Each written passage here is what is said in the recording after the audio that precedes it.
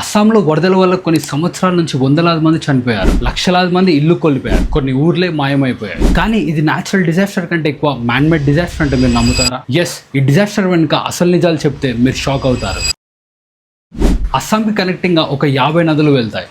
దాంట్లో అన్నిటికంటే పెద్దది బ్రహ్మపుత్ర రివర్. హిమాలయస్ లో కరిగే మంచు, వర్షాకాలంలో పడే వర్షం, ఈ రెండు కలిసి ఎన్నో లక్షల టన్నుల స్లిట్ అంటే మట్టి లేదా ఒండ్రు మట్టిని తెస్తాయి. ఆ మట్టి బ్రహ్మపుత్ర రివర్ బెడ్ ని గ్రాడ్యువల్ గా హైట్ ఇంక్రీజ్ చేస్తుంది. దీనివల్ల కొంచెం ఎక్కువ వర్షం వచ్చినా కూడా రివర్ వాటర్ ఓవర్ఫ్లో అయ్యి అస్సాంలో వరదల్ని తెస్తాయి. ఇప్పుడు దీని వెనుక అరుణాచల్ ప్రదేశ్ హిల్స్ లో అయ్యే డిఫారెస్టేషన్ కూడా ఒక పెద్ద రీజన్. ఎక్కువ వర్షాలు పడితే ఆ చెట్లు వర్షం నీళ్ళని ఇంకా మట్టిని అబ్జర్వ్ చేసుకుంటుంది. కానీ ఇప్పుడు ఆ మట్టిని ఇంకా నీటిని అబ్జర్వ్ చేయడానికి ఏం లేదు కాబట్టి కంప్లీట్ గా డౌన్ స్ట్రీమ్ మట్టి వస్తుంది. దీనివల్ల బ్రహ్మపుత్ర బెడ్ హైట్ ఇంక్రీజ్ అవుతుంది. సో కొంచెం ఎక్కువ వర్షం పడ్డా కూడా రివర్ ఓవర్ఫ్లో అయ్యి అస్సాం వైపు వరదలు తెస్తున్నాయి. సో ఈ ఇయర్ కూడా అదే జరిగింది కాబట్టి మనం ఈ దారుణాలు చూస్తున్నాం.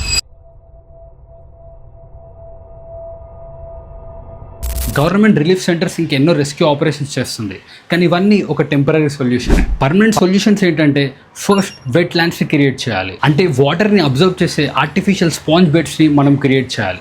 దీనివల్ల వాటర్ని అవి అబ్జర్వ్ చేస్తాయి. నెక్స్ట్ ఎర్లీ వార్నింగ్ సిస్టమ్స్ని స్ట్రెంథెన్ చేయాలి, సో దట్ వరదలు వస్తున్నాయంటే ప్రజలకి వేరే ప్లేస్ వెళ్ళే టైం ఉంటుంది. అండ్ కొన్ని సేఫ్ ప్లేసెస్లో టెంపరీ అకామిడేషన్ కూడా ప్రొవైడ్ చేయాలి. అస్సాంకి ఇప్పుడు సింపతి కాదు, పర్మనెంట్ సొల్యూషన్ కావాలి. So instead of asking government for temporary solutions, ask for permanent one like this. ఈ మెసేజ్ ఎక్కువ మందికి రీచ్ అవ్వాలంటే షేర్ చేయండి. మళ్ళీ కలుద్దాం.